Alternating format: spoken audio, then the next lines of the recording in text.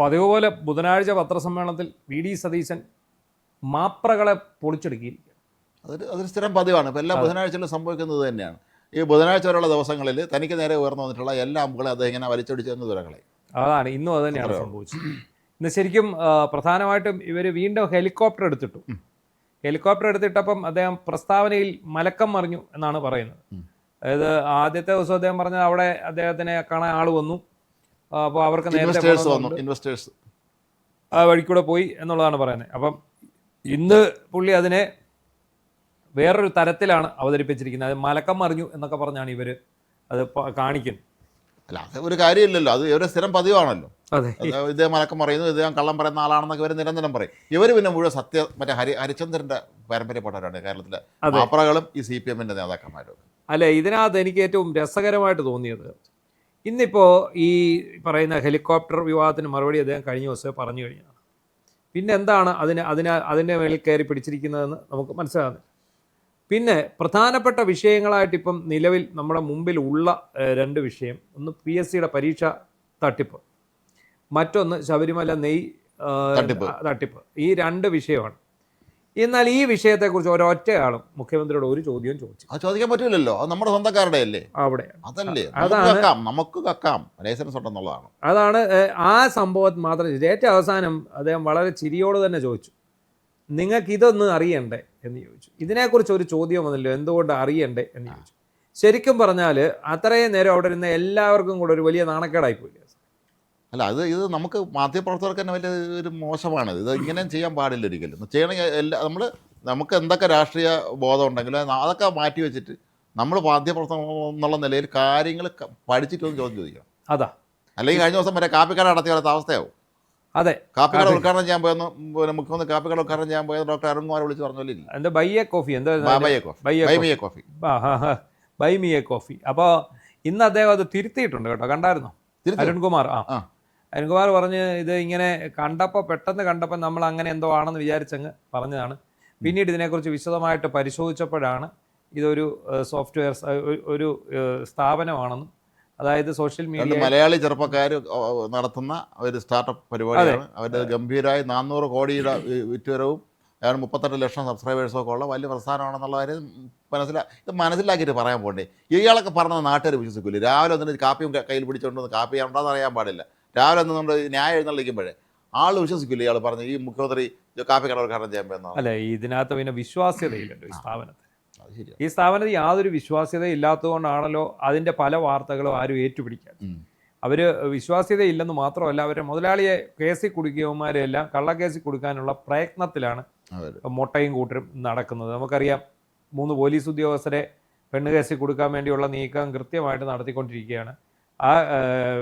അതിനകത്ത് ഇല്ലാത്തതെല്ലാം പെരുപ്പിച്ച് കാണിച്ച് വാർത്ത കൊടുക്കുന്നു. ആദ്യം ഇങ്ങനൊരു സ്റ്റോറി കൊണ്ടുവരുന്നു. ഈ ഒരു സ്റ്റോറി കൊണ്ടുവന്നിട്ട് അത് അവസാനം ചീറ്റി പോകുന്നു. പിന്നീട് കോടതി വിധിയിലൂടെയൊക്കെ വീണ്ടും അവർക്കെതിരെ കേസെങ്ങാണ്ട് എടുപ്പിച്ചിട്ടുണ്ട്. അപ്പോൾ ഇതിനകത്ത് വേറെ ഒരു കാര്യമുള്ളത്, ഇന്നൊരു വിവാദം വന്നത് മാധ്യമപ്രവർത്തകർ ചോദ്യം ചോദിക്കുന്ന മാധ്യമപ്രവർത്തകർക്കെതിരെ ക്യാമറ വയ്ക്കാൻ തീരുമാനിച്ചു. അങ്ങനെ ഒരു ക്യാമറ ആദ്യം അവിടെ ഫിറ്റ് ചെയ്തു. അത് മാധ്യമപ്രവർത്തകർ എതിർപ്പിനെ തുടർന്ന് മാറ്റിവെച്ചു എന്നാണ്. അതിന് എതിർക്കേണ്ട കാര്യം. അതെ, അല്ലാത്തപ്പോൾ നമ്മൾ അവരെ വെളിയിറങ്ങി ബൈറ്റ് കൊടുക്കുന്ന സമയത്ത് എല്ലാവരും ചുറ്റും കൂടി ചോദിക്കുന്ന നമ്മൾ കാണുന്നില്ലേ. അങ്ങനെ മാറ്റേണ്ട കാര്യമൊന്നുമില്ല. അല്ലേ, ഞാൻ പറയുന്നത് അങ്ങനെ ഒരു ക്യാമറ വെക്കണമെന്നാണ്.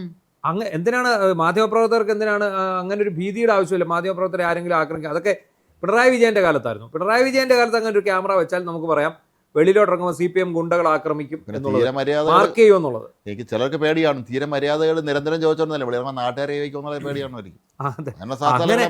അങ്ങനെ ഒരു സാധ്യതയുണ്ട്. കാരണം ഞാൻ പറയുന്നത് ക്യാമറ വയ്ക്കണം. മാധ്യമപ്രവർത്തകരും മുഖ്യമന്ത്രിയും തമ്മിലുള്ള ഈ ഒരു പ്രസ് മീറ്റ് എന്ന് പറയുന്നത് ഇന്ററാക്ഷൻ അല്ലേ? അത് ഇങ്ങനെ ഒരു പകുതി സ്ക്രീനിൽ മുഖ്യമന്ത്രി, പകുതി സ്ക്രീൻ മാധ്യമപ്രവർത്തകർ പോലെ നമ്മൾ മാധ്യമപ്രവർത്തകർ നമുക്ക് പലത് ആരാണോ ശബ്ദം കേൾക്കുമ്പോൾ മനസ്സിലാവും. നാട്ടുകാർക്ക് മനസ്സിലാവണമെന്നില്ലല്ലോ. അത് മാത്രമല്ല ഞാൻ പറയുന്നത്, ഈ മാധ്യമപ്രവർത്തകർക്ക് മൈക്ക് കൊടുക്കണം. ഈ ചോദ്യം ചോദിക്കാൻ മാധ്യമപ്രവർത്തകർക്ക് മൈക്ക് കൊടുക്കണോ? അങ്ങനെ ഓരോ മാധ്യമപ്രവർത്തകർക്ക് ഇതിനകത്ത് മൈക്ക് കൊടുക്കുന്നതാണ് ഏറ്റവും ബെസ്റ്റ്. കാരണം അത് ചോദിക്കുന്നുണ്ടെങ്കിൽ അവർ അതിന് ക്ലാരിറ്റി ഉണ്ടാവും. അത് മാത്രമല്ല, നല്ല ചോദ്യങ്ങൾ മാധ്യമപ്രവർത്തകർ ചോദിക്കുമല്ലോ. നല്ല ചോദ്യങ്ങളും ചോദിക്കും. ഈ പിന്നെ ദേശാഭിമാനിയെ പോലുള്ള ആൾക്കാർ വന്നിരുന്ന കൊനസ്റ്റ് ചോദ്യങ്ങളും ചോദിക്കും. ഇതെല്ലാം ജനം കാണട്ടെന്നേ. അതിപ്പം പിണറായി വിജയൻ ആയിരുന്ന സമയത്തായിരുന്നെങ്കിൽ അത് അപകടമെന്ന് നമുക്ക് പറയാം.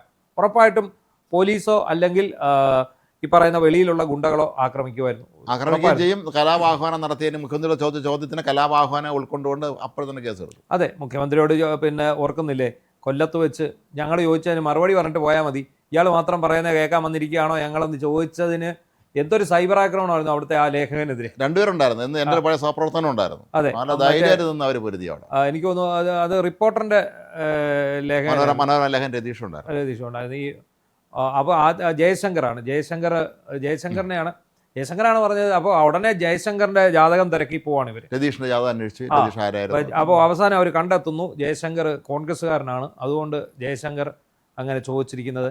അതെങ്ങനെയാണ് ഞാൻ ചോദിക്കുന്നത്. ഒരു മാധ്യമപ്രവർത്തകനെ സംബന്ധിച്ചിടത്തോളം ഇപ്പം CPM-ന്റെ മാധ്യമപ്രവർത്തകർക്ക് അജണ്ടയുണ്ട്. വേറെ ഒരു മാധ്യമ സ്ഥാപനത്തിനും ഈ അജണ്ട വെച്ച് ചോദ്യം ചോദിക്കുന്ന ആരുമില്ല. ആരും പറയില്ല. നമ്മളെപ്പോഴും മുഖ്യമന്ത്രിയുടെ വാർത്താ സമ്മേളനം കാണുമ്പോൾ കൈരളിയുടെയും ദേശാഭിമാനിയുടെയും ലേഖകന്മാരുടെ അജണ്ട പിടിച്ചുള്ള ചോദ്യം വരുന്നുണ്ടെങ്കിൽ അദ്ദേഹം അവസാനം എല്ലാത്തിനും മറുപടി ഉണ്ട്. അവസാനം ഗതി കെട്ടിട്ട് അദ്ദേഹം പറയും, നിങ്ങൾ കുറേ ചോദിച്ചില്ലേ, നിങ്ങൾ മാറിയിരിക്കൂ എന്ന് പറയും. അതുപോലെ അല്ലല്ലോ ഇവിടെ. പിണറായി വിജയന് ചോദ്യം ചോദിക്കാൻ അവകാശമില്ല. പിണറായി വിജയന്റെ മുമ്പ് ചോദ്യം ചോദിക്കാൻ അവകാശമില്ല. അതിപ്പം 6 മണി പത്രസമ്മേളനമാണെങ്കിലും അയാൾ അന്ന് ഇലക്ഷൻ പത്രസമ്മേളനം അവിടെ നടത്തി.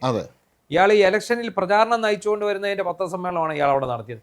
എന്നിട്ട് അതിനകത്ത് മറുപടി പറയാൻ, ചോദ്യം ചോദിക്കാൻ അടിസ്ഥാനപരമായ ഭീരുവാണല്ലോ.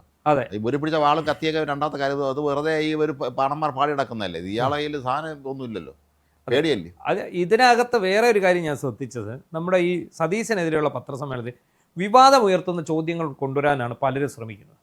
എന്നാൽ എന്താണ് നമ്മൾ ഇവിടെ നേരിടാൻ പോകുന്ന ഒരു വിഷയമുണ്ടല്ലോ. ഇപ്പം ഈ വന്നിരിക്കുന്ന ദുരന്തം പത്തനംതിട്ട ജില്ലയ്ക്കാണ് കൂടുതൽ വന്നിരിക്കുന്നത്.